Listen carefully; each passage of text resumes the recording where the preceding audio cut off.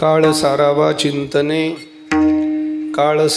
चिंतने एकांत वाशे गंगा स्नाने देवाच्या पूजने प्रदक्षिणा तुळशीच्या युक्त आहार विहार नेम इंद्रियाशी सार नसावी बासर निद्रा बहुभाषण परमार्थ माधन जोडी देवाचे चरण व्हावया जतन हे उपाय लाभाचे देह समर्पिजे देवा भार काहीच न घ्यावा होईल अगवा तुका म्हणे आनंद युक्त आहार विहार नेम इंद्रियाशी सार नसावी बासर निद्रा बहु भाषण पांडुरंगा करो प्रथम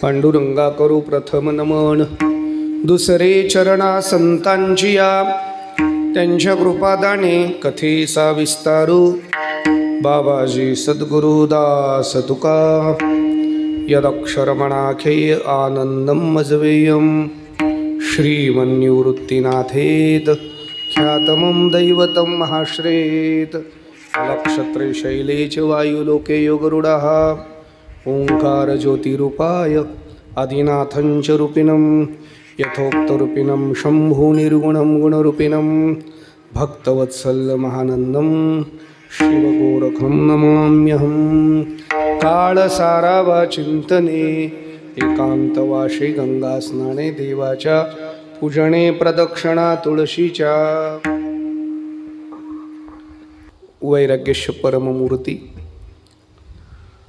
संत श्रेष्ठ श्री जगद्गुरु तुकोबाराय महाराज यांचा अत्यंत महत्त्वाचा अतिशय प्रासादिक मानवी जीवनाची जगण्याची आचारसंहिता सांगणारा मानवी जीवनाचं यथार्थ कल्याण करून देणारा आणि पारमार्थाच्या कर्माची जाणीव करून देणारा अत्यंत गोड अभंग आजच्या ह्या कीर्तनाच्या चिंतनाकरिता सेवेकरिता घेतलेला आहे।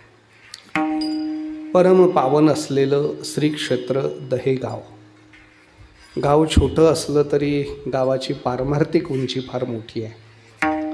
हजारच लोकसंख्येचं वस्तीचं गाव आहे, पण गेल्या 9 वर्षापासून हा परमार्थ इतक्या जोमाने आणि इतक्या सुंदर पद्धतीने एकसूत्रीपणाने आणि एक मनाने एक दिलाने भक्तिमय पद्धतीतून वारकरी संप्रदायाला साजेल, वारकरी संप्रदायाच्या विचाराला आणि संत वाङ्मयाला संत विचाराला साजेल अशा शुद्ध सांप्रदायिक सप्ताह दहेगावचा सप्ताह आहे। एकंदरीत पत्रिका बघितली तर आज उद्याची सेवा होती। आपल्याला माहिती आहे काही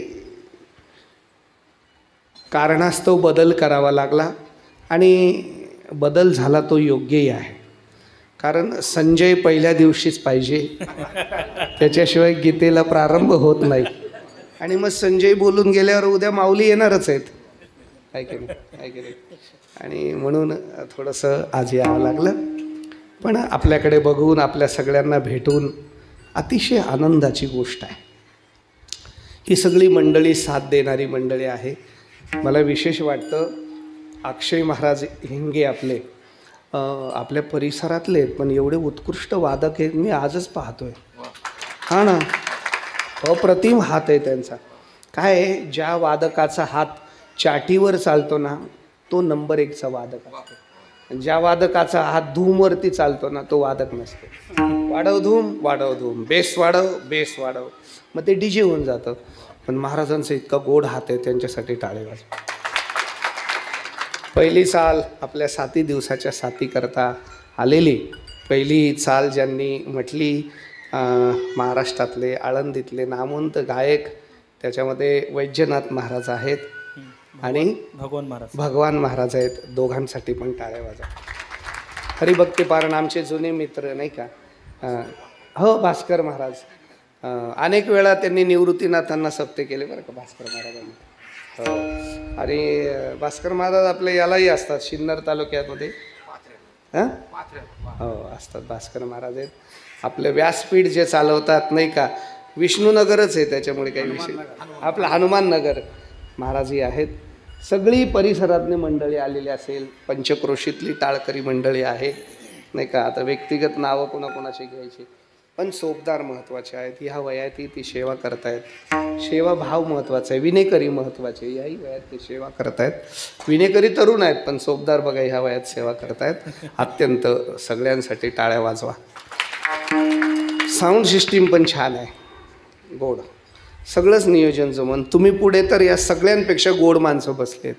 तुमच्याकडे बघितलं ना, खरं सांगू का, या परिसरात आलं आणि काही नाही, 100-200 लोक जरी कीर्तनाला असले ना, तरी 20,000 लोकात कीर्तन करण्याचा आनंद मिळतो. कारण 200 लोक, एक माणूस 2,000 श्रोत्याच्या जागेवरचा आहे. प्रसन्न मुद्रा, कीर्तनाची जाण आणि चांगलं ऐकण्याची उत्सुकता. आणि म्हणून हा परिसर आणि या परिसराचे वारकरी संप्रदायावर मोठं कार्य आपण माऊलींच्या माध्यमातून एक भव्य सप्ताह या परिसराने केला. ज्यांनी सगळ्यांनी योगदान दिलं त्यांचं मोठं भाग्य आहे की त्यांना जगद्गुरू तुकोबारायांची ही सेवा करता आली, नाथ महाराजांची सेवा करता आली. हा परिसर सुंदर वारकरी संप्रदायाच्या दृष्टीने डेव्हलप झाला. आजची पहिल्या दिवसाची सेवा आहे आणि पहिल्या दिवसाची सेवा कमी करावी असा नियम आहे. बरोबर की नाही प्रमोद महाराज? हां, ती वाढू देऊ नये म्हणजे दुसऱ्या दिवशी लोक वाढतात. पहिल्या दिवसाची सेवा वाढली तर लोक कमी होतात, पण पहिल्या दिवसाची सेवा वाढली नाही तर पुढे लोक वाढतात. पुढे लोक वाढावं म्हणून बरोबर मी 9ला सोडतो. कमी वेळात जास्त आपल्याला सहज व्यवस्थित सांगणं शक्य आहे. विठाला विठा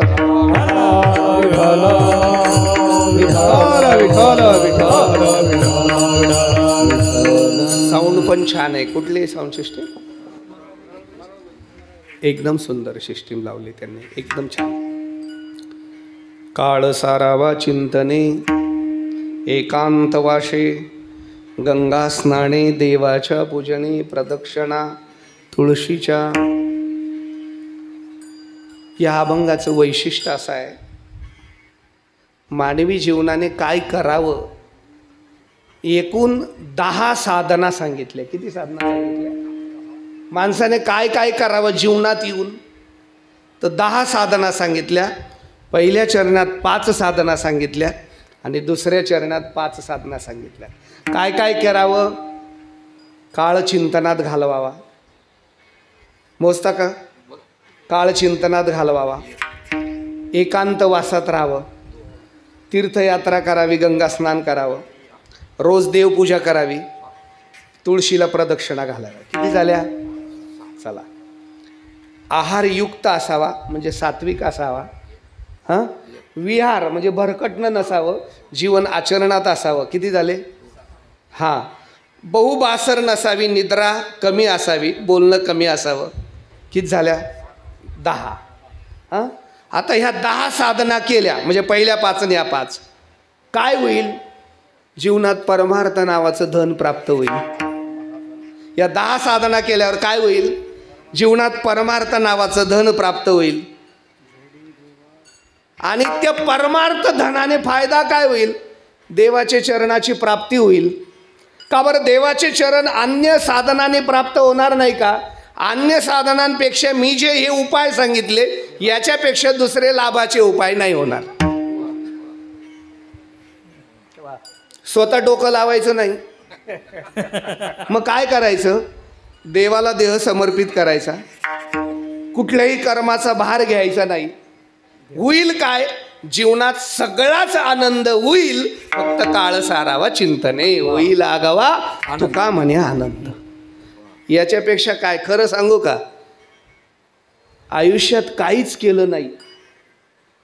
बघा तुम्ही, आयुष्यात काहीच केलं नाही आणि एवढा अभंग जगला ना तरी तो माणूस देवाच्या जवळ जाईल, लक्षात ठेवा. इतकं सुंदर गोष्ट तुकोबारायांनी सांगितली. आम्ही काय करावं आणि काय करू नये. खरं तर म्हणजे काही गोष्टी आमच्या हातात आहेत, पण काही गोष्टी आमच्या हातात नाही. काही गोष्टी आमच्या हातात आहेत, बरोबर आहे की नाही. कीर्तनाला जाणं हातात आहे, तुळशीची माळ घालून घेणं हातात आहे, ज्ञानेश्वरी वाचणं हातात आहे, गाथा वाचणं हातात आहे, वारी करणं हातात आहे, भजन करणं हातात आहे, बरोबर आहे की नाही. बरोबर आहे की नाही. हे सगळं हातात आहे. मतदान कुणाला करणं हेही हातातच आहे. पण निवडून कोण येणं ते कुठे तुमच्या हातात आहे. ऐका, काही गोष्टी आपल्या हातात आहेत पण काही गोष्टी आपल्या हातात नाही. ऐका ऐका, आजपर्यंत जे कर्म केलं ते आपल्या हातात नव्हतं, आजपासून जे कर्म करणार आहेत ते तुमच्या हातात आहे. तुम्ही केलेल्या कर्माचं फळ काय मिळावं हे ईश्वराच्या हातात आहे. आणि फळ चांगलं मिळण्याकरता जीवनात संत येऊन काळ चांगला ठरावा, हे सुद्धा भगवंताची कृपा आणि मागच्या जन्माचं पुण्य असावं लागतं. 3 गोष्टीची थोडी चर्चा करू आपण. विषय आहे कर्माचा. विषय आहे कर्माचा. कर्म माणसाला जर फळ देत असेल, ऐका, कर्म माणसाला फळ देत असेल तर इथून पुढचं कर्म करणं आमच्या हातात आहे. इथून मागे केलेल्या कर्माचं फळ आमच्या हातात नाही. जाता जाता पुढे अजून 2-3 भाव सांगतो.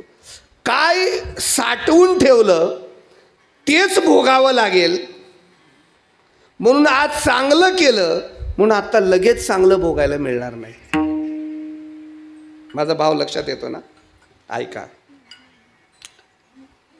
जूनमध्ये पाऊस येणारच आहे म्हणून शेती तयार करून ठेवणं आपल्या हातात आहे.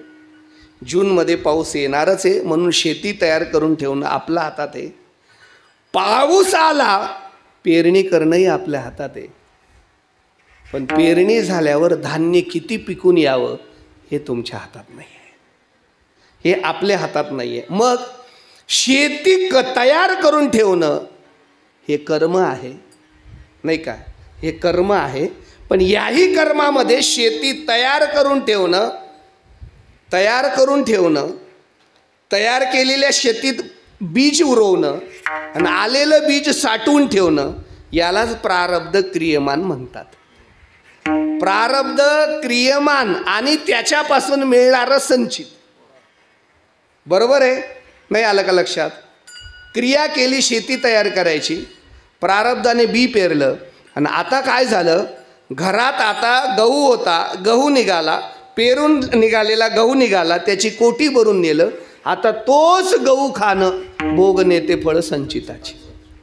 आता ज्वारीची भाकर खायची इच्छा आहे, डॉक्टरने सांगितलं गहू खाऊ नका, पोटाला त्रास होतोय. डॉक्टरने सांगितलं साखर कमी व्हावी तर नाही का गहू खाऊ नका. पण आम्हाला ज्वारीची भाकर मिळण्याकरता आम्ही ज्वारी पेरलेली बी नाही आणि साठवलेली बी नाही, साठवलेले गहूच आहेत. आता तुम्हाला गहूच खावे लागतील, ज्वारी बाजरी मिळणार नाही. याचं नाव आहे संचित. एक श्लोक सांगतो चला. पुरुषार्थात फलप्राप्ती देशकाल वशादेह प्राप्त चिरेन शीघ्रम वा यासो दैवा इति स्मृती.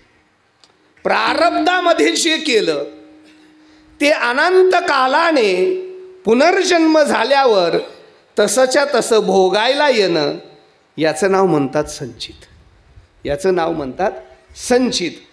केले कर्म झाले त्याची भोगाले, उपजले गेले ऐसे केले, उपजले गेले ऐसे केले. केले कर्म झाले त्याची भोगाले, उपजले गेले ऐसे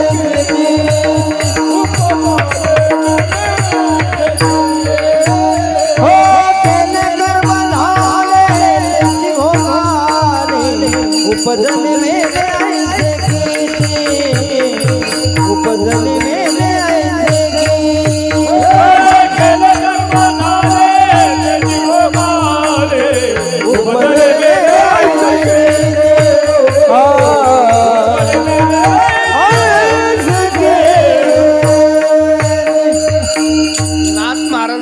कितीक जन्माला आले, कितीक मेलेन, कितीक पुन्हा जन्माला आले.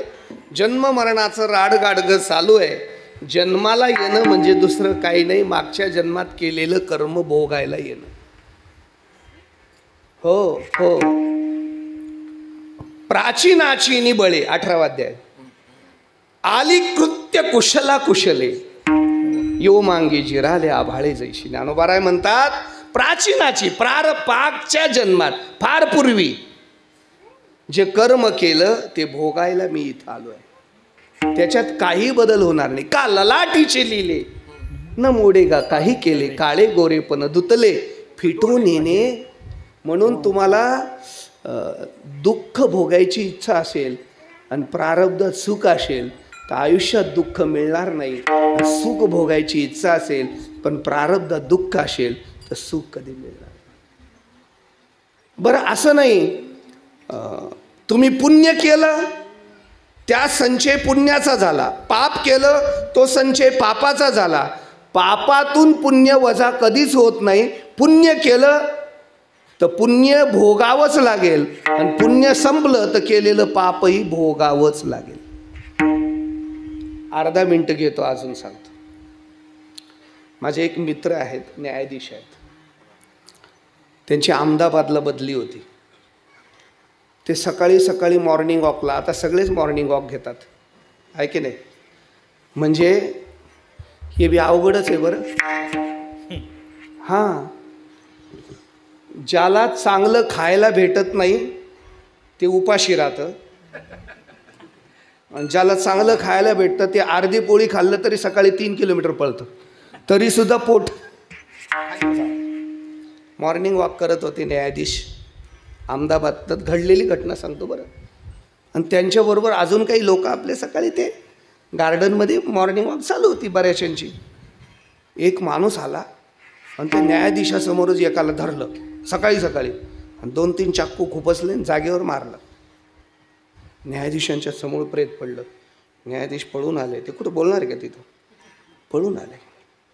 काही दिवस गेले आणि त्या मृत्यूची केस म्हणजे त्या मर्डरची केस त्याच न्यायालयात आली.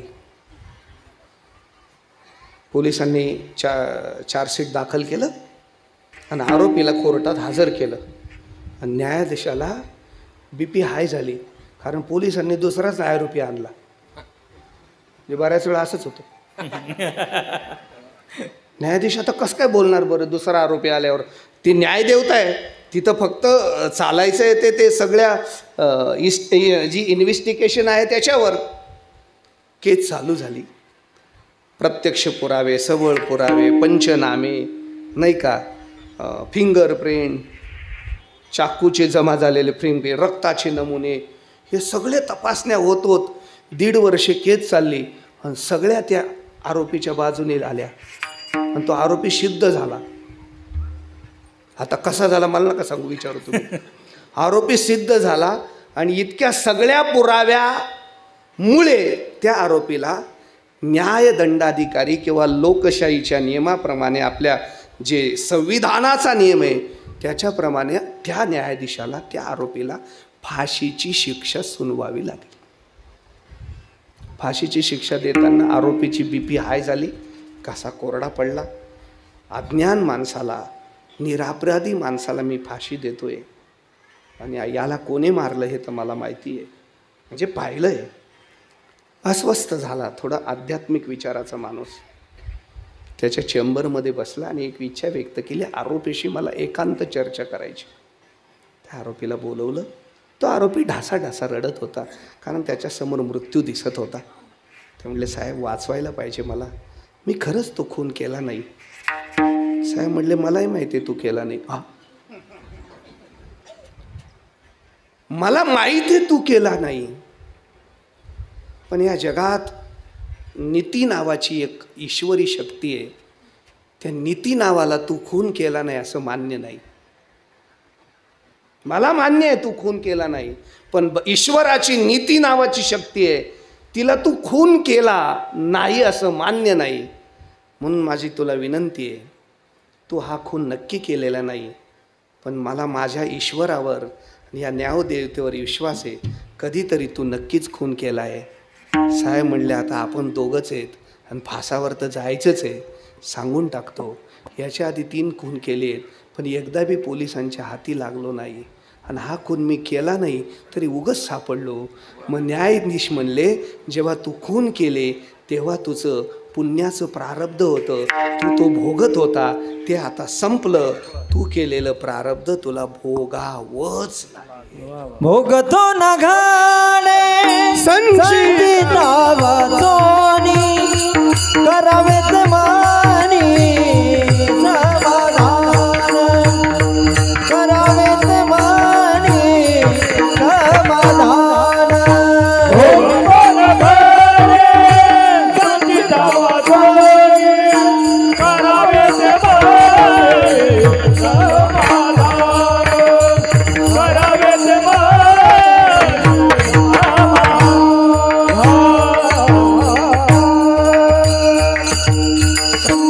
वाचुनी भोगतो न गडे. भोग हा भोगावाच लागतो.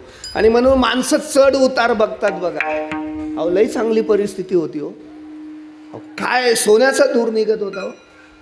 कस काय असं काय बिघडलं. अहो आम्ही पाहिलंय या माणसाचा बाप, अहो निफाड तालुक्यात या माणसाचा बाप असा समोरून गेला, लोक बाजूला होऊन जायचे हो. काय ताकद होती हो. आणि काय पोरग हो, माणूस जायचंच उशीर. काय अवस्था करून घेतली या पोराने. बरं चला मी अजून 2 मिनटं घेतो, मला पटकन पुढे बी जायचं. 1च मिनटं घेतो तुम्हाला. बघा बघा प्रारब्धाचं गणित सांग. अत्यंत दुर्दैवी, अत्यंत दुबळा एक गरीब घराचा मुलगा कसा तरी 12वी पास झाला. पुढे शिकण्याची ताकद नाही, पैसा नाही, घराची परिस्थिती अनुकूल नाही. म्हणजे काहीतरी व्यवसाय करावा. व्यवसाय करायला भांडवल तर पाहिजे काका. भांडवलाशिवाय कुठे व्यवसाय होईल. त्याने विचार केला. पूर्वीच्या काळात बँका नव्हत्या, पण गावात सावकार असायचे नाही का. गावात एक मोठा सावकार होता. तो म्हणले हा सावकाराचा एवढा मोठा आहे तर आपल्याला देईल थोडं भांडवल. आणि म्हणून सकाळी सकाळी त्या सावकाराकडे गेला. त्याचा नौकर पेढी झाडत होता. हा आपला बसला उभा राहिला. नौकरानं पाहिलं त्याचा अवतार. काय रे. ते म्हणले तुझ्या मालकाकडे आलो, मला काही भांडवल पाहिजे. केव्हा येतील. म्हणले आता येतीलच. हा बसून राहिला. थोड्या वेळाने मालक आले. मालक आपल्या पिढीवरती बसले.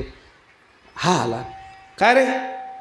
काही नाही शेठ, व्यवसाय करायची इच्छा झाली, थोडंसं तुमच्याकडून भांडवल मिळावं, आशीर्वाद मिळावे, म्हणजे मला पुढे जाता येईल. गहाण ठेवायला काय आहे तुझ्याकडे. काहीच नाही आहे. काहीच नाही आहे. मग का सप्त्याचा भंडार आहे का हा. ओढीतून. ते म्हणले मालक माझ्याकडे माझ्या प्रामाणिकपणा बघून घ्या. तुम्ही काही द्या, पण तो तुमचा प्रसाद म्हणून घेऊन जाईल, त्याच्यावर व्यवसाय करेल. पण मी काहीतरी घेतल्याशिवाय निघणार नाही. गरीब लेकरू होतं. बाजूला गेलं आणि सावकाराचे पाय धरले. मी पाय सोडणार नाही. तुम्ही काहीतरी प्रसाद दिल्याशिवाय मी पाय सोडणार नाही. मला व्यवसाय करायचा आहे, मी पाय सोडणार नाही. ते मजूर घरातून कचरा झाडून टोपलीत कचरा घेऊन चाललं होतं आणि त्याच्यात एक मेलेलं उंदीर होतं. सावकाराने म्हण थांब रे. ते मेलेलं उंदीर उचललं. म्हणलं घे, हे तुला भांडवल. त्याने डोळे बंद केले, मेलेलं उंदीर घेतलं आणि बाहेर निघाला. ढासा रडायला लागला. मेलेलं उंदीर असं शेपटी पिळवायचं आणि रडत रडत चालायचं. काय माझ्या जीवनाच्या काय माझ्या नशिबाने थट्टा लावली. थोडी मला काही मिळू शकलं नाही. काय करू या मेलेल्या उंदराचं. भगवंता एवढी बी परीक्षा नको पाहायला पाहिजे होती. त्या रडत रडत टेन्शनमध्ये चालू असताना एक माणूस त्याच्या 4 व्हीलर गाडीतून जात होता आणि त्याने एकदम गाडी पुढे गेल्यावर रिवर्स घेतली. म्हणले थांब. खाली उतरला. हे उंदीर आहे का म्हणले. म्हणले हो. ओरिजिनल आहे का. नाही म्हणले मेलेलं आहे. हां म्हणजे मेलेलंच आहे पण ओरिजिनल. हो देतोस का. घ्या घ्या. मेलेलंच काय करणार. ते म्हणले मी मोठ्या माणसांना शोक लई कुत्रे मांजरी पाळायची. आईवडिलांना वृद्धाश्रमात ठेवतात आणि कुत्र्यांना गाडीत फिरवतात. ते म्हणले मी मांजर पाळली आहे, माझी मांजर थकली, ती आता शिकार करू शकत नाही, 2 दिवस जर हे उंदीर खायला दिलं ती जी जगेल, तुला मी 50 रुपये देतो, एवढं उंदीर दे. ते म्हणले देव पावला आणि 50 रुपये भांडवल मिळालं. उंदीर त्याला दिला, 50 रुपयाच्या भांडवलावर निघाला. काय व्यवसाय करणार 50 रुपयावर, काय मिळेल 50 रुपयामध्ये, विचार केला. खेडं गाव होतं, गावाच्या बाजूला जंगल होतं. ते जंगल हे चंदनाचं वन होतं. मोठ्या मोठ्या सेठजींनी त्या वनाचे टेंडर घेतलेले. ते लोक लाकूड तोडणारे यायचे. याने काही नाही, त्या 50 रुपयामध्ये एक राजून घेतला, रांजण, आणि काही फुटाणे घेतले आणि त्या येण्या जाण्याच्या रस्त्यावर रांजणात पाणी भरून ठेवलं आणि वाटीत फुटाणे ठेवले. उन्हात लाकूड तोडणाऱ्या जाणाऱ्या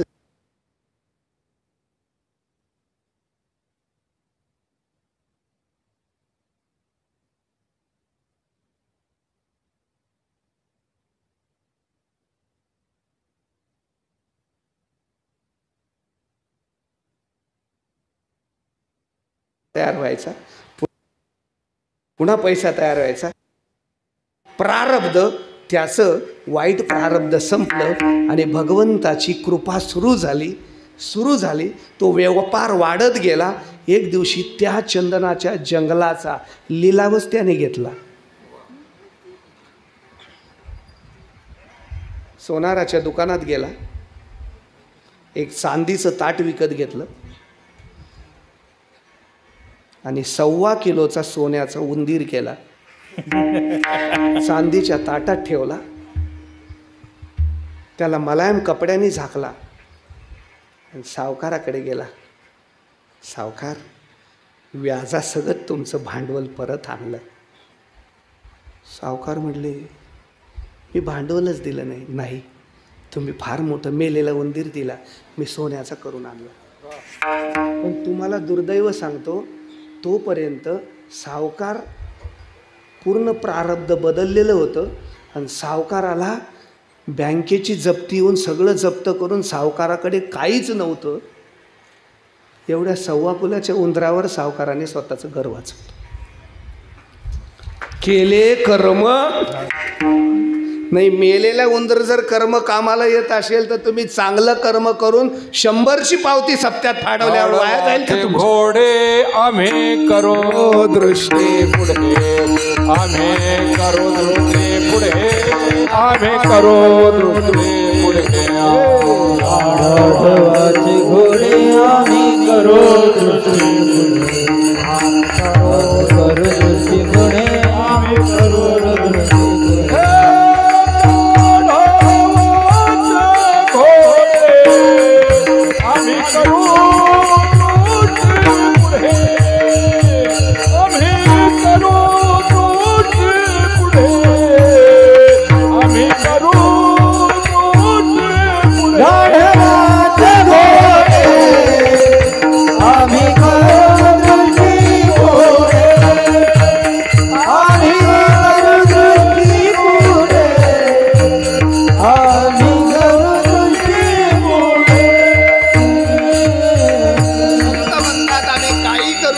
काही करू शकतो. करील ते काय महाराज, करील ते काय महाराज, करील ते काय महाराज, करील ते काय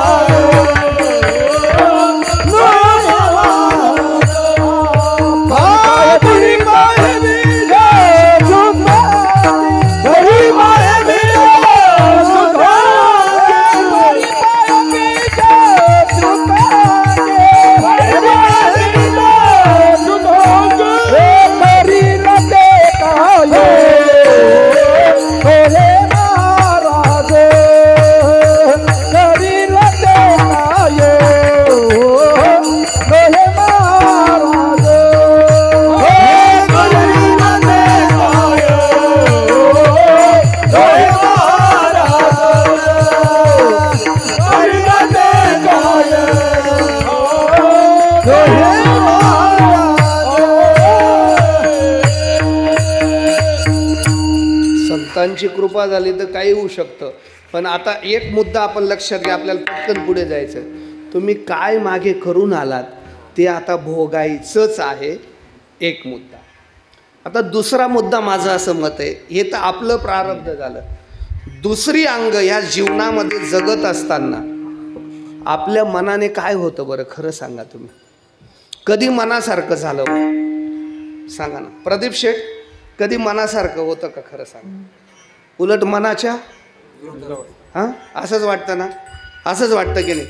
असं तर असं नेहमी वाटतं की नाही, याला किती चांगली बायको भेटली ना, आपल्यालाच का अशी भेटली, वाटतंच ना. हो म्हणतात बरं काही माझं बरं जाऊ. दुसऱ्याच्या ताटात चुकून तूप जास्त पडलं असंच वाटतं ना आपल्याला. मनासारखं कधी होतंय, आता ऐका ना माझं म्हणणं. मनासारखं होणारच नाही, कारण मनासारखं करणं मनाच्या हातात नाही. मनाचा जो मालक आहे तो ईश्वराने जे ठरवलं ते या जगात होतं. आपण ठरवलं ते होत नाही.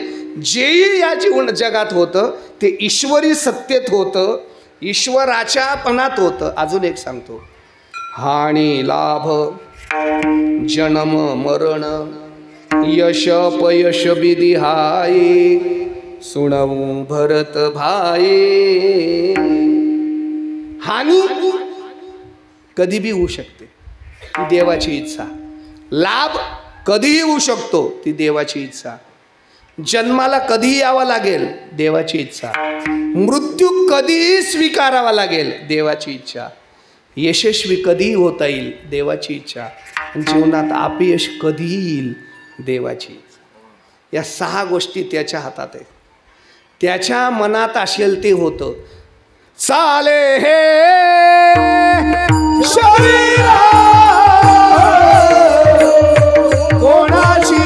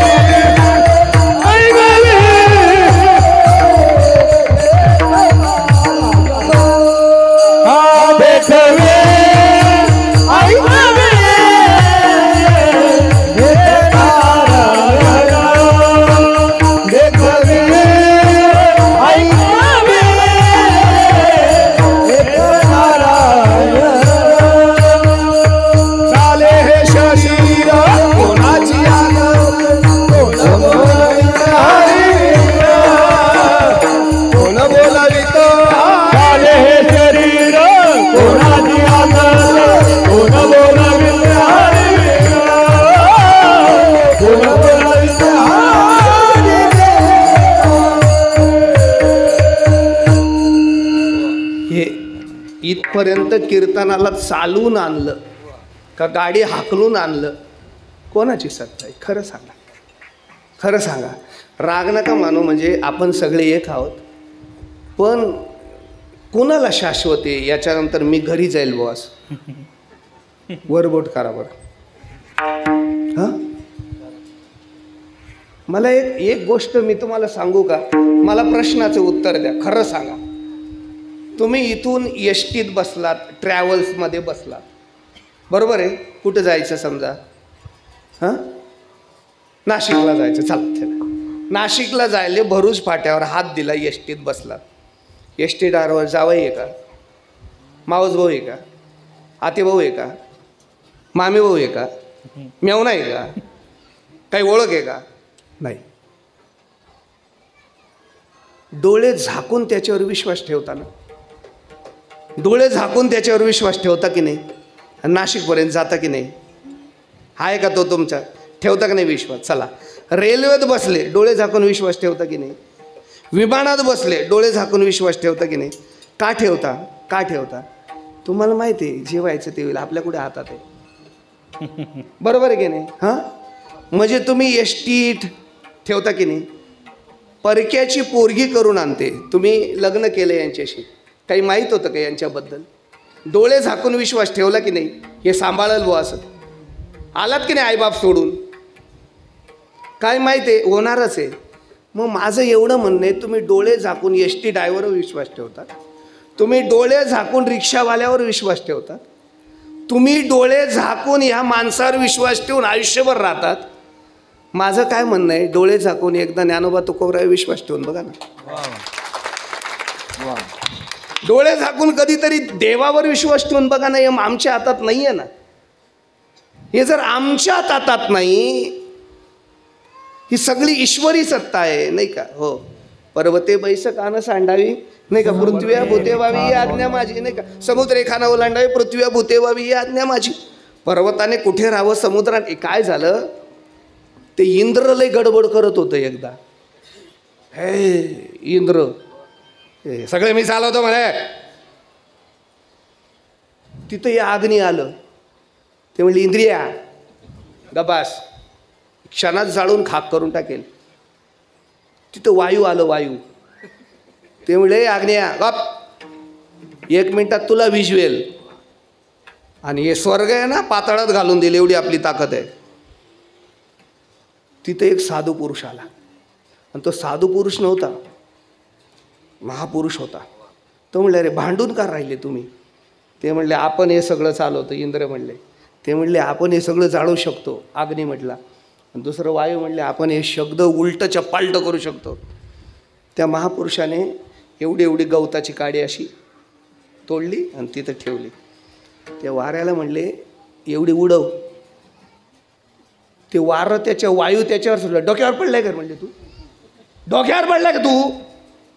अरे मी सांगतोय स्वर्ग मी उलट करू शकतो, आणि तू काय गवताची काठी ठेवतो? ते म्हणले एवढी उडव, मग बघू आपण. आता ते वारं म्हणले नुसत्या पापण्या मी वर केला तर ते उडून जाईल, पण पापण्या वर केल्या सगळी ताकद लावली, पण गवताची काडी काय हल्ली नाही. आईस्क्रीमच झालं. ते म्हणले अरे बाजूला. अंगणे म्हणले सरक रे, मी जाळू का? ते म्हणले तू बी जाळ, तुझा बी जाळ पाहू दे. आग्नेने सगळं करून पाहिलं, जळली नाही. इंद्र सावध झाला. वायू तर काडी गवताची उडत नाही, आणि अग्नी तर काडी जळत नाही. हा बुवा काही सामान्य नाही. इंद्र खाली उतरला खुर्चीवरून, साष्टांग दंडवत घातला. महास्वामी तुम्ही कोण आहात? म्हणले या अग्नीला अग्नी देणारा, वायूला वायू देणारा, आणि जगातल्या प्रत्येकाचा प्राण चालवणारा मी ईश्वरी सत्ता आहे. हे माझ्या सत्तेने चालतंय. मी ठरवलं तर आहे, नाही विश्वास तो करी स्वामी वरी सता, सकळ भोगेता सकळ भोगेता त्याचे भारे. विश्वास तो करी स्वामी वरी सता, सकळ भोगेता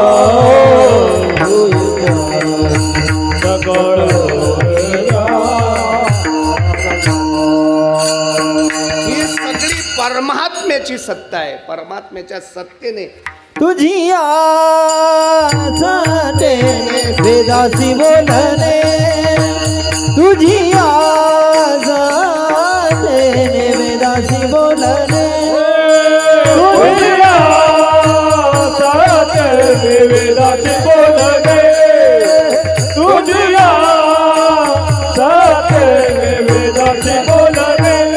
हो सूर्या सूर्यासी चालणे तुझी आवडे सूर्याचे चालणे तुझी आवडे सूर्यासी चालणे तुझी आवडे सूर्याचे चालणे तुझी आवडे ऐसा तू समर्थ ब्रह्मांड चालणे ऐसा तू समर्थ ब्रह्मांड चालणे ऐसा तो समर्थ ब्रह्मांडामध्ये ऐसा तो समर्थ ब्रह्मांडामध्ये हा तुझी या सत्याने वेदाचे लावणे सूर्याची चालणे तुझी आवडे सूर्याची चालणे तुझी आवडे वेदाचे भावने सूर्याची चालणे तुझी आवडे सूर्याची चालणे तुझी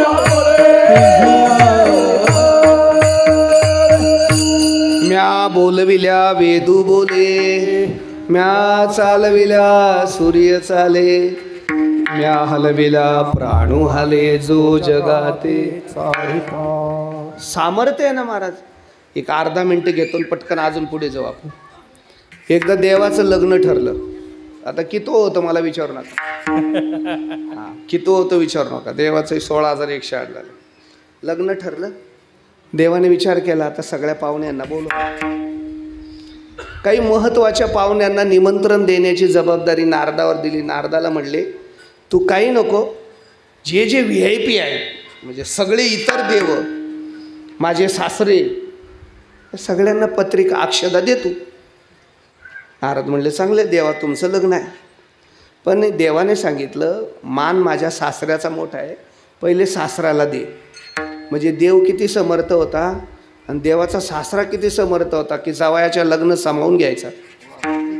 आता तर सासरा पोलीसच घेऊन जाईल.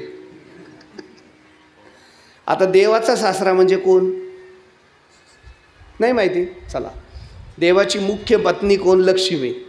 लक्ष्मी कुठून आली? समुद्रातून आली. 14 रत्नांपैकी एक रत्न. मग जर ती समुद्रातून प्रगट झाली तर तिचा बाप कोण आहे? मग सासरा कोण आहे?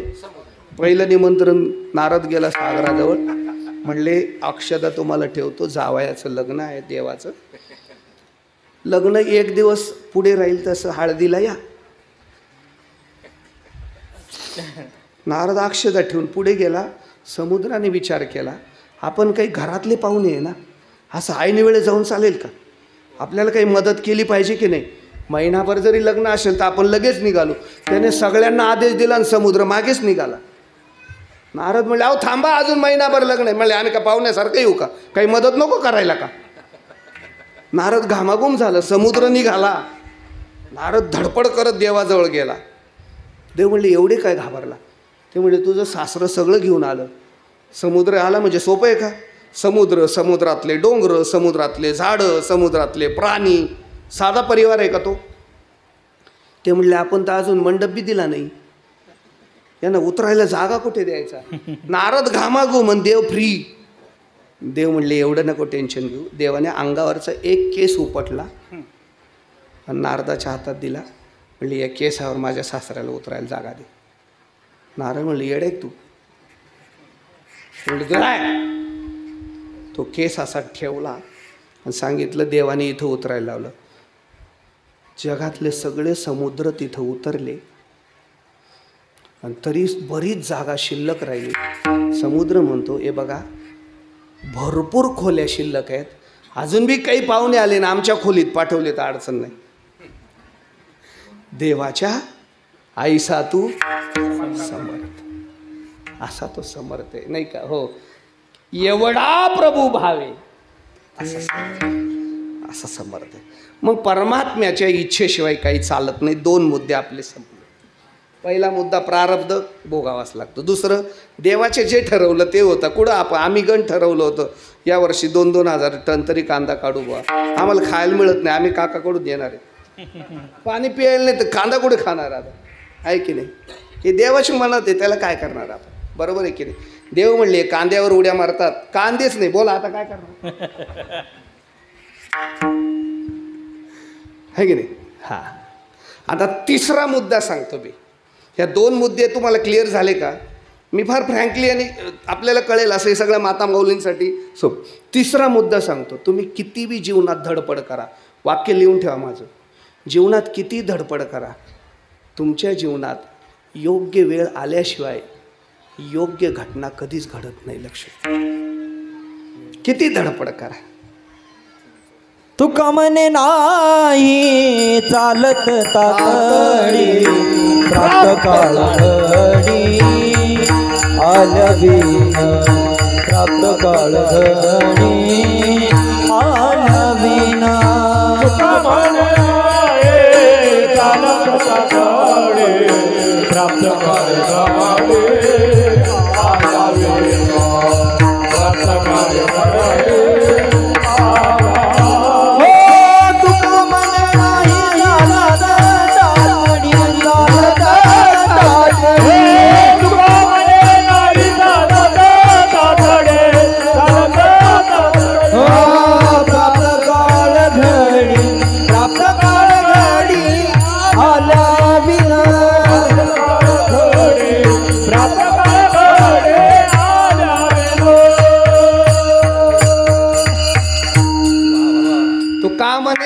काही न चले तातडी. अहो प्राप्त काळ घडी. आता मला सांगा, 2 गोष्टी सांगतो. एकाला बोट काळं करायचंय. काय करायचंय? बोट काळं करायचंय. तर त्याला किती दिवस थांबावं लागेल? 18 वर्ष थांबावं लागेल. बोट काळं करायचंय तर किती वर्ष थांबावं लागेल? आणि अंग पिवळं करायचंय तर किती वर्ष थांबावं लागेल? मला टेन्शन असं आलं, देशाचा पंतप्रधान 18व्या वर्षी निवडता येतो, पण घरातला पंतप्रधान 21 वर्षी निवडून बी फजिती होते. ऐका, म्हणजे मला सांगा, काळ येऊ द्यावा लागतो की नाही? लहान लेकरांनी लाख व्हॉट्सअपला बातम्या पाठवल्या आणि लाख उड्या मारल्या, कोण निवडून आलं पाहिजे आणि कोण पडलं पाहिजे. पण अधिकार आहे का त्यांना? कधी कधी येईल तो? थांबावं लागेल की नाही? तसं लग्नाला 21 वर्ष थांबावं. 21 वर्ष आता मी बदलायला लावणार आहे, मोदीला पत्र लिहणार आहे, 31 वर्ष कर आता. आणि शेतकऱ्यांना पुन्हा थोडीशी डिमांड देन, त्यांना 35 वर ने. म्हणजे शेतकऱ्याचं असेल तर 35 चालेल. थांबावं लागेल की नाही सांगा ना मला. मग योग्य वेळ येऊ द्यावी लागेल की नाही? हा, धन्य काळ संत भेटू,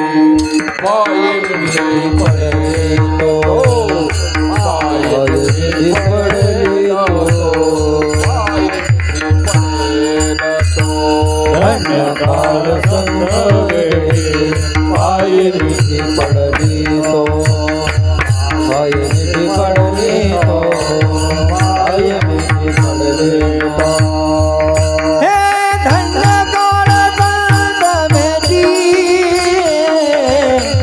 ये मीठी पडली तो,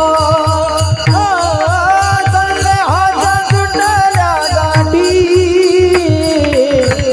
झालो पोटी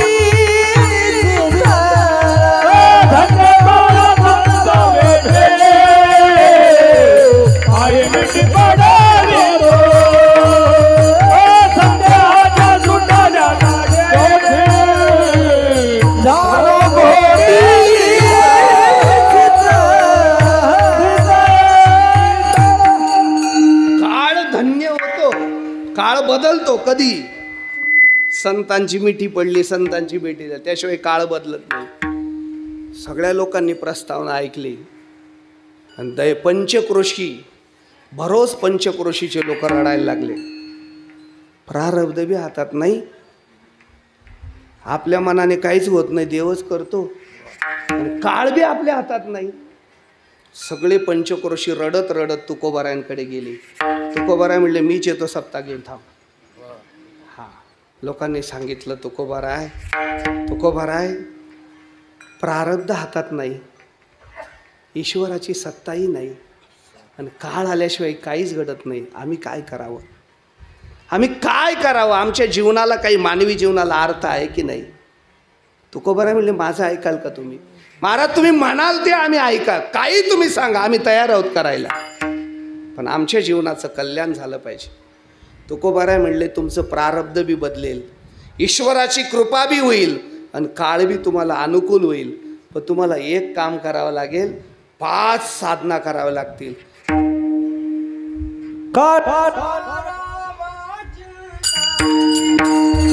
काळ सारा वाचनाने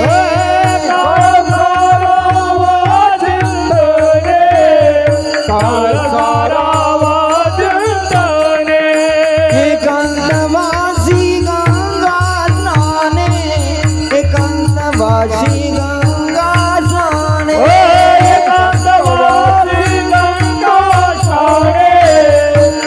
एकांतवासी गंगा हा देवाच्या पूजने, देवाच्या पूजने,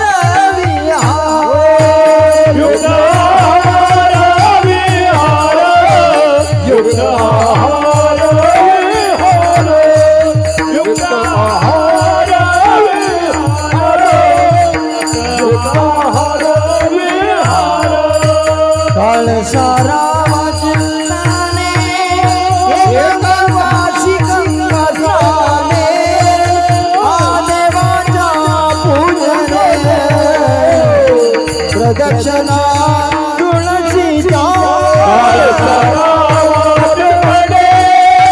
एकांतवासी गंगा स्नाने, देवाच्या पूजने,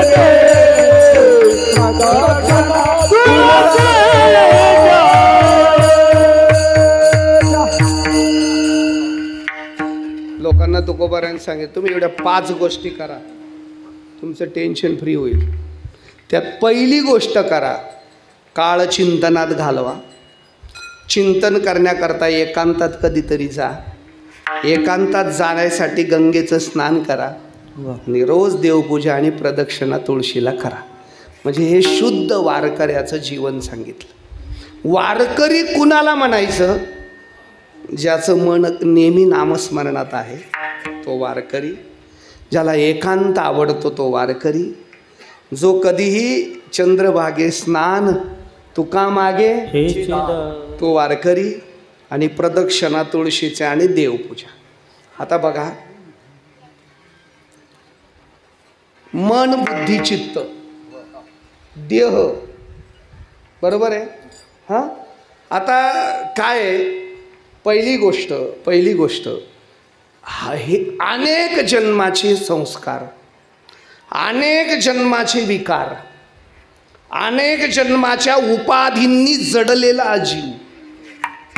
हा जीव उपाधी रहित, उपाधी वेगळा आहे का?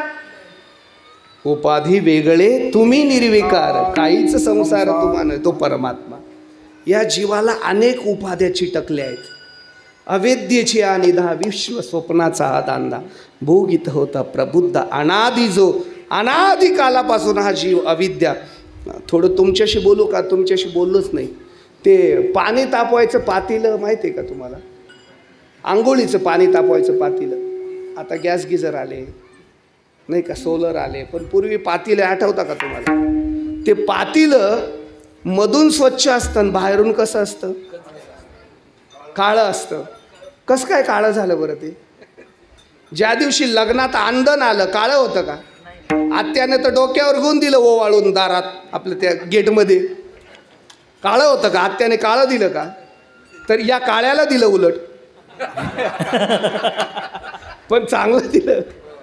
पण घरी गेल्यावर काय झालं? चुलीवर ठेवलं आणि त्याला धूर लागला. एक दिवसात काळं झालं का? रोज धूर, रोज धूर, रोज धूर.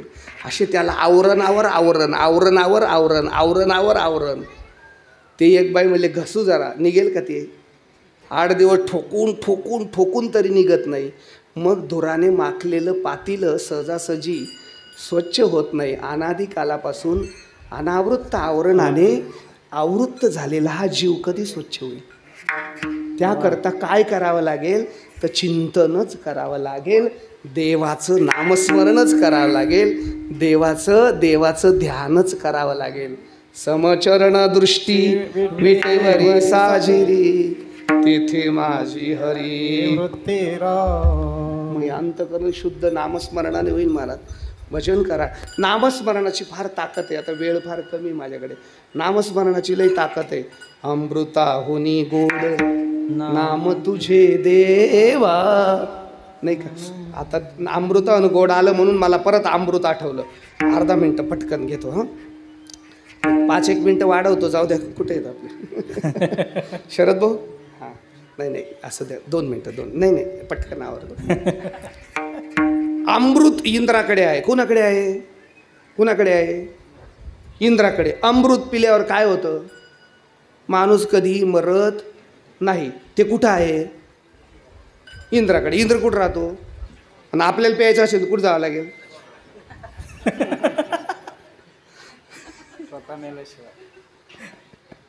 जाऊ द्या. ते अमृत खराब झालं, त्याच्यात दोष निर्माण झाला. ते पिलं तरी माणसं मारायची, पिलं तरी माणसं मारायचे. इंद्र टेन्शनमध्ये आलं. काय झालं भाऊ दोष? ते नारदाकडे गेलं. म्हणले नारदा जरा गडबड झाली रे. अमृत काम पिलं तरी माणसं मरतात. हां म्हणजे मी ऐकलं होतं बा एंडोसल्फानने मरतात, पण माझ्या अमृताने मरायला लागले. इंद्र म्हणले नारद म्हणले तुम्हाला एक सल्ला देऊ का? म्हणले काय? काही नाही, भगवान परमात्मा विष्णू परमात्मा जिथं असतील तिथं जा आणि त्यांचा हात लावून घ्या, पुन्हा शुद्ध होईल. इंद्राने डोक्यावर अमृत घेतलं आणि गेला वैकुंठात. गेला तर कुलूप लावलेलं होतं. त्याला वाटलं गेले असेल सप्त्याला, मोठे मोठे सप्ते चालू आहे, हां येईल बुवा परत. ते पुन्हा 8 दिवसांनी आलं, कुलूप लावलेलंच. परेशान झालं. पुन्हा नारदाला भेटलं. अहो म्हणले मी नुसतं चक्रा मारतो वैकुंठात, पण देवच भेटे ना, कुलूपच. ते म्हणले येडे आता सध्या देव वैकुंठात राहत नाही, मग भू वैकुंठ पंढरी ते पंढरपुरात राहतात. म्हणले ती भूलोकात आहे, जा पंढरपूरला. पुन्हा अमृत कुंभ घेतलं आणि पंढरपूरला आला. संध्याकाळची वेळ होती. संध्याकाळची वेळ होती. मध्ये शिरला इंद्र. सिक्युरिटीने अडवला. ते म्हणलं इंद्र आहे सरक. मध्ये गेला. मध्ये मूर्तीच उभी होती पण देवच नव्हता. मी एकाला विचारलं देव कुठे? ते म्हणलं संध्याकाळची वेळ आहे, देव का मंदिरात राहील का? मग नामदेवरायांचं कीर्तन चालू आहे. माझे भक्त गातीचे थे नारदा में उभा ते थे, नारदा में उभा ते थे, नारदा में उभा ते थे. माझे भक्त गातीचे थे नारदा में उभा ते थे, नारदा में उभा ते थे, नारदानी किंवा नामदेव कीर्तन करी तिथे देव. चला देव विना घेऊन उभा होता. मग हे गेलं कीर्तनात. मोठ्या माणसांना भान नसतं, येतात उशिरा आणि महाराजांच्या जवळ बसून डिस्टर्ब करतात. जवळ बी म्हणजे इथले नाही सांगत मी, कधी कधी असे येतात. हां आता हे याने जावं मागे बसावं ना, एवढं कीर्तन रंगात. हे तिथं घुसलं ते अमृत तसंच, आणि घुसलं तर घुसलं. देवाजवळ गेलं. देवा देवा इंद्र हा बस खाली. कीर्तनात बडबड कर, बेडकाचा जन्म येईल पुढचा, बस खाली. कीर्तन झाल्यावर बोल काय असेल ते. पुन्हा बसलं कीर्तनात गुपचूप. नाविलाजाने इंद्राने कीर्तन ऐकलं.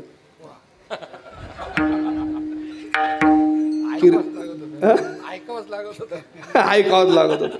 कीर्तन वगैरे सगळं झालं, बसले. बरं कीर्तन काय ते बरोबर 7 ते 9 सुटायला नव्हतं. नामदेवराचं कीर्तन कधी बी सुटेल, त्याचं काय करेल. कसं तरी सुटलं. थंडीचे दिवस कुडकुडून गेला. सगळे बसले. परत देवाजवळ गेला.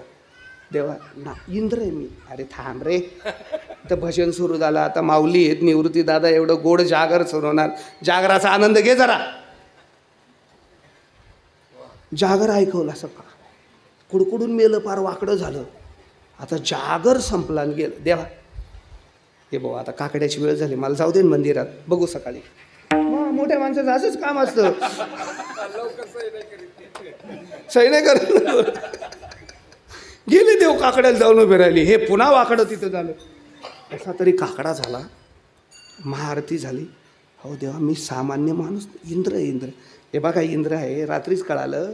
मला काय करायचं, मला उंदरे बी सारखे आणि इंद्र बी सारखे. पण आता सगळ्यांना द्वादशी सोडायचं. चोखोबारांकडे आमंत्रण आहे. माऊली नामदेवराय सगळे लगेच गेले. मी झाल्याशिवाय पंगत बसणार नाही. असं करा 2 घास तुम्ही बी खान, काय काम असेल तिथं सांगा. ते म्हणले मी इंद्र आहे, चौकोबाकडे कसं येऊ, मग इथंच राहा. आता काममुळे गेलं मागे मागे. सगळे माऊली सगळे सगळे सगळे चोखादेव स्वागत करायला, चोखोबारायची बायको स्वयंपाक करायला पंक्ती बसल्या. पुंडलिक वरद्या झाल्या. इंद्राला जेवण बिवण घातलं आणि मग देव जरा फ्री झाले. काय काय काम आहे इंद्रदेवचं. काहीच काम नाही. तेव्हा हात इकडे करा आणि इथं लावा, एवढं तर काम आहे. फक्त रात्री लावलं असतं तर मी निघून गेलो असतो रात्रीच्या वेळात. म्हणजे का बरं हात लावायचं. म्हणजे माझं अमृत खराब झालं, त्याच्याने माणसं जगत नाही, मरता, आणि तुमच्या हाताने पवित्र होईल. ते म्हणले माझ्या हाताने खरंच अमृत पवित्र होत होतं, पण ही हातात आता ताकद राहिली नाही. माझ्या हाताची सगळी ताकद ज्याच्या मुखात नाम आहे त्याच्यात मी देऊन टाकली. चोखोबाचा हात लावा तर तुमचं अमृत नीट होईल. अमृता होनी गोड. विठ्ठल अमृत जायाच फिके पुढे, अमृत जायाच फिके पुढे, अमृत जायाच फिके पुढे, अमृत जायाच फिके पुढे. जिव्हे गोड 3 अक्षरांचा रस, जिव्हे गोड 3 अक्षरांचा रस, जिव्हे गोड 3 अक्षरांचा रस, जिव्हे गोड 3 अक्षरांचा रस. अमृत जायाच फिके पुढे, अमृत जायाच फिके पुढे, अमृत जायाच फिके पुढे, अमृत जायाच फिके पुढे. विठ्ठल 3 अक्षरांचा रस, राम 2 अक्षरांचा रस, कृष्ण 2 अक्षरांचा रस, नामरूपी रस, त्याच्यापुढे अमृत फिक आहे. आता मला एक सांगा, इंद्राचं अमृत जर नामधारकाच्या हाताने शुद्ध होतं, ते नाम ज्याच्या हृदयात आलं त्याचं हृदय शुद्ध होणार नाही का. मग काय करावं. प्रत्येक क्षण काळ सारावा, नामस्मरणात काळ गेला पाहिजे. आता नामस्मरण करायचं असेल तर अखंड करा, सदा नामघोष करू हरी किंवा काळ वेळ नाम उच्चारिता नाही. पण कधीतरी एकांत पण करायचा शुद्ध. माझं काय मत आहे बघा, तुम्ही पटलं तर घ्या, नाही तर द्या सोडून. प्रयोग करा तुम्ही. मी एका योग्यांची जीवनचरित्र वाचलं. त्यांनी फार गोड सांगितलं. संसारी माणसाला योग करायची गरज नाही, पण संसारी माणूस जर रोज काय म्हणतो मी, सकाळी फक्त 15 ते 20 मिनटं शांत आणि एकांत बसेल तर पहिले महिनाभर तर त्याचं चित्त 15 मिनटं एकांत होणं शक्यच नाही. चित्त कुठे बी भटकू द्या, पण 15 मिनटं ईश्वराच्या रूपाचं ध्यान करा. असं बसा. समोर पांडुरंग आहे, मी पांडुरंगाच्या समोर उभा आहे. आता हे हात आहेत, हे चरणाला लावले आहेत, असं बोट आलं. हां, इकडच्या बायाला खड्डा आहे देवाच्या, पितांबर नेसलेला आहे, हात कंबरावर आहेत. भगवंताचं वदन किती छान आहे, भगवंत किती गोड दिसतोय. राजस सुकुमार, त्रिभुवन कमलम, तमाल वर्णम, एवढं फक्त 15 मिनटं करा. पहिले तर तुम्ही 2-3 जार उधळाल, परत या, परत जाल, परत या, असं महिनाभर करा. आणि महिना झाल्यावर मला सांगा, तुम्ही 20 मिनटं जगातले मोठे योगी व्हाल की 20 मिनटं देव तुमच्या समोरून जाणार नाही. पण याच्यासाठी तुम्हाला फक्त 15 मिनटं रोज एकांत द्यायचे आहेत. माझ्या निवृत्तीनाथांनी एकांत दिला नसता, गैनीनाथांचे शेजारी राहिले नसते, तर आज वारकरी संप्रदाय दिसला नसता. माझ्या ज्ञानेश्वर महाराजांनी एकांतात ताटी लावून घेतली नसती, तर आज वारकरी संप्रदायाला ताटीचे अभंग मिळाले नसते. माझ्या तुकोबरायांनी वया पाण्यात बुडवून भंडारा डोंगरात एकांत साधला नसता. तुका म्हणे आम्हा एकांताचा वास, तुका म्हणे आम्हा एकांताचा वास, ब्रह्मी ब्रह्मरस सेवू सदा, ब्रह्मी ब्रह्मरस सेवू सदा. तुका म्हणे एकांताचा वास, तुका म्हणे एकांताचा वास, ब्रह्मी ब्रह्मरस सेवू सदा, सेवू सदा. आणि ब्रह्मरसाचा आनंद 15 दिवसा माझी साक्षात्कार झाला. विठोबा भेटला निराकार. एकांत. चला एकांतवाशी. एकांतात गेला की मग गंगा स्नान. आम्हाला गंगा ही पवित्र मानली गेली आहे. आणि एक लक्षात घ्या, भारतात जेवढ्या नद्या आहेत ना, त्या सगळ्यांना गंगा म्हटलंय. हा, भीमा आणि चंद्रभागा तुझ्या चरणीच्या गंगा. गंगा म्हटलं की नाही. गोदावरी पण गंगा, नाही का. लग्नात मंगलाष्टक येतं कोणाला? येतं का तुम्हाला? म्हणा गंगा सिंधू. गंगा सिंधू सरस्वती च यमुना, गोदावरी नर्मदा कावेरी शरयू महेंद्र तनया,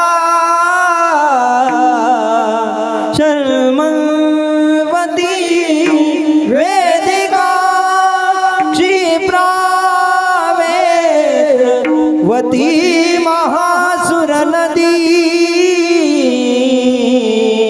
ख्याता गया गंडकी पूर्णा पूर्ण जले समुद्र सहिता.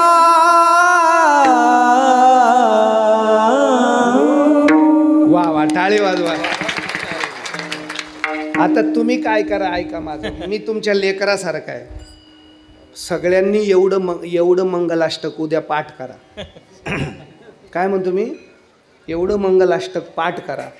आणि बाथरूममध्ये आंघोळीला गेले की पहिला तांब्या हातात घेऊन एवढं मंगलाष्टक म्हणा, आणि मग अंगावर तांब्या पाणी घ्या.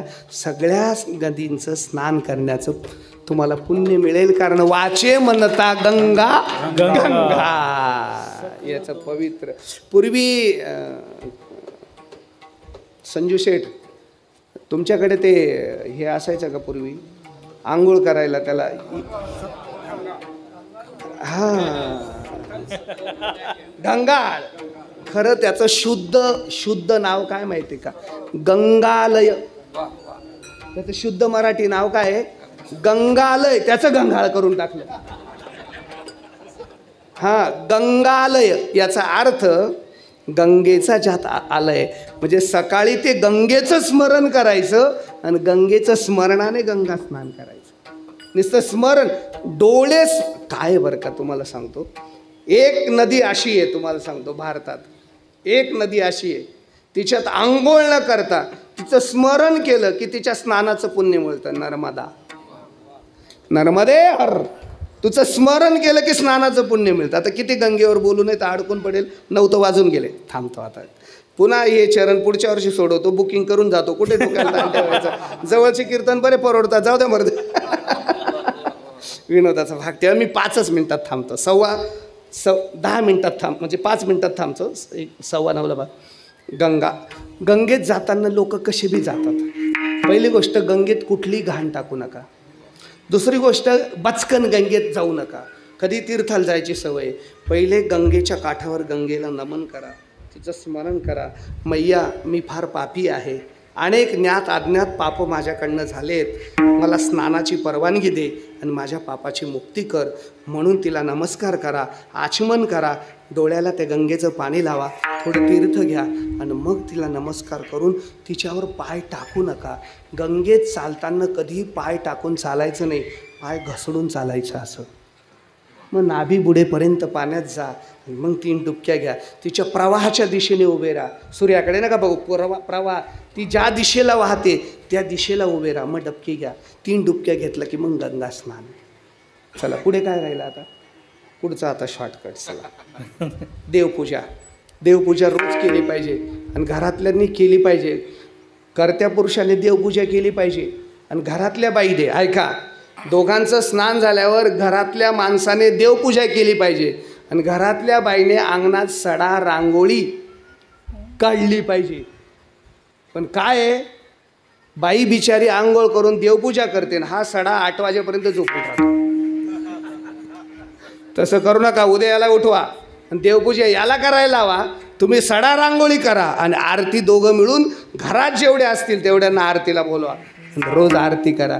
आता देवपूजेवर बोलत नाही, आता माझ्याकडे खरंच वेळ नाही, मी स्वतंत्र सांगेल.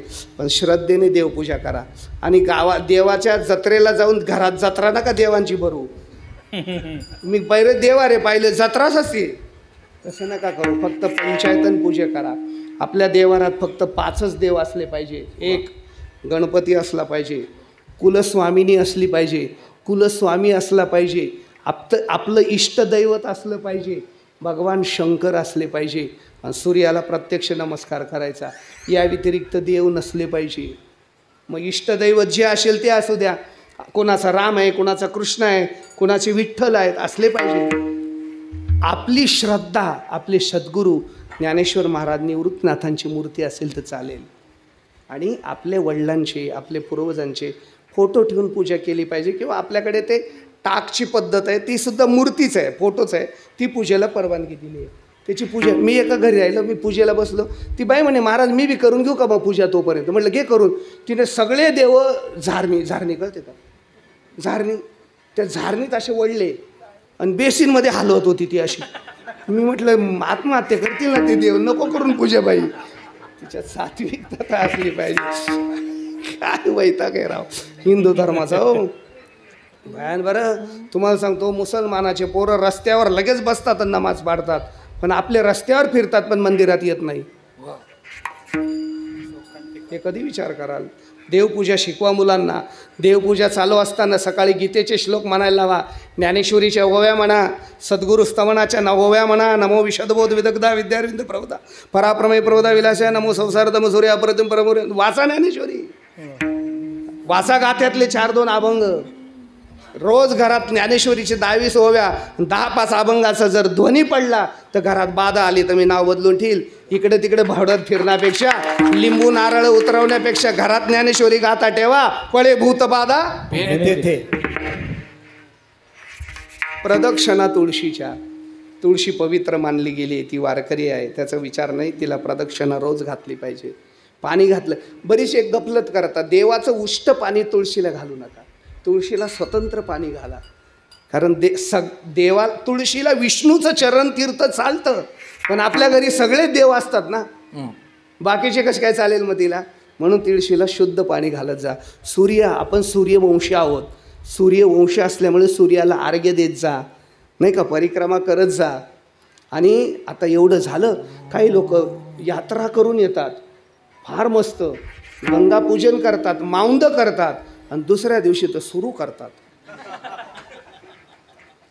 असं चालणार नाही. मग युक्त आहार विहार, नाही का, नेम इंद्रिय शिसार नसावी बासर, निद्रा बहुभाषण. माणसाला हार शुद्ध असावा, नाही का, माणसाचं बोलणं शुद्ध असावं, माणसाचं झोप कमी असावी, कमी बोलणं असावं, युक्त आहार विहार नियम इंद्रियाशी सार, नसावी बासर निद्रा बहु भाषण, भाषण नेमकं, बोलणं नेमकं अचूक असावं, नाही का. हे सगळं केलं तर जगातले सगळ्यात श्रीमंत तुम्ही आहेत. विनोबा भावेंना ऐकायला विचारलं महाराष्ट्रातला श्रीमंत माणूस कोण, ते म्हणले ज्याच्या गळ्यात तुळशीची माळ आहे आणि घरात ज्ञानेश्वरी गाथा आहे तो जगातला सगळ्यात मोठा श्रीमंत आहे. परमार्थ महाधन जोडी देवाचे चरण, देवाचे चरण जोडा, व्हावया जतन, हे उपाय लाभाचे. आपण काय केलं पाहिजे, ही साधना शेवटच्या चरणात सांगा. तुका म्हण देह देहे सम पेजे देवा, देह सम पेजे देवा, देह सम पेजे देवा, देह सम पेजे देवा. देह समर्पी देवा, देह समर्पी देवा, वा रे वा वा. देह समर्पी देवा, देह समर्पी देवा. हर काही काना घेवा, भार काही काना घेवा, भार काहीच न घ्यावा, भार काहीच न घ्यावा. होय लाखावा, होय लाखावा. होईल आघावा, होईल आघावा. तुका म्हणे आनंद, तुका म्हणे आनंद हो विघ्नता रविया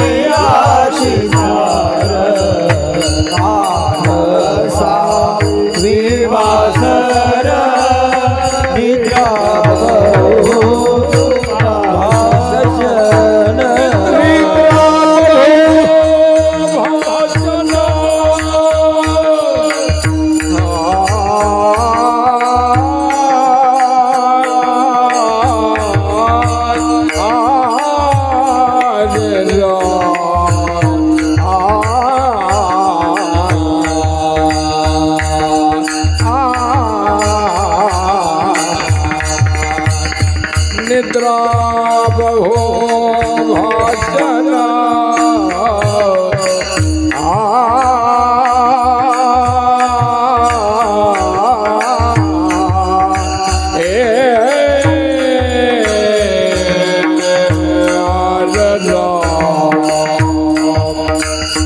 निद्रा बहो भाषणा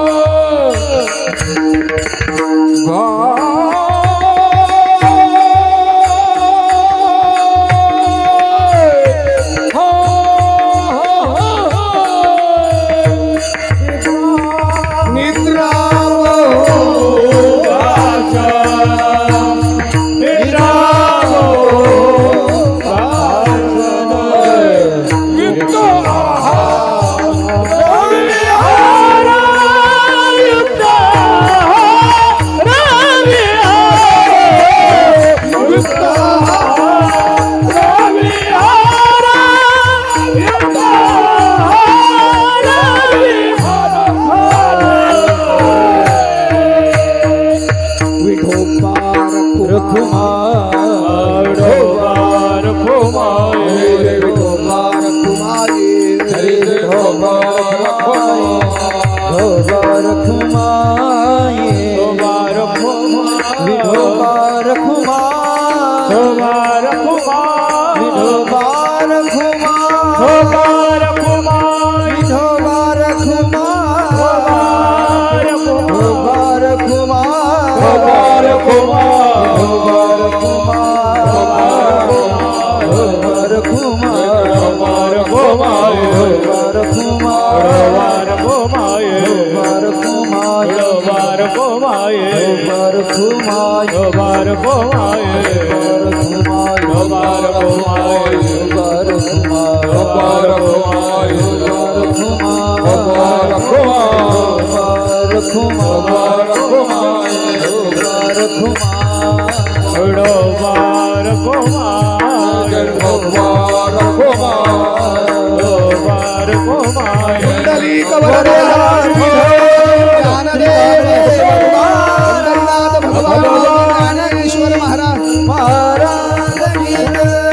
निवृत्ती ज्ञानदेव सोपान मुक्ताबाई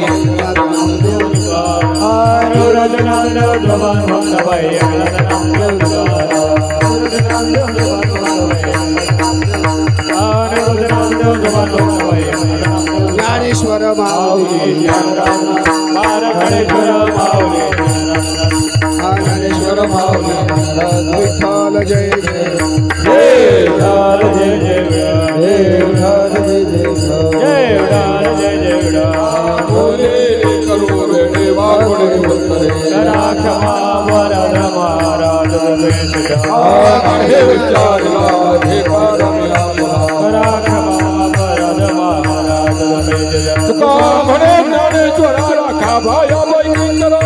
क्षमा परद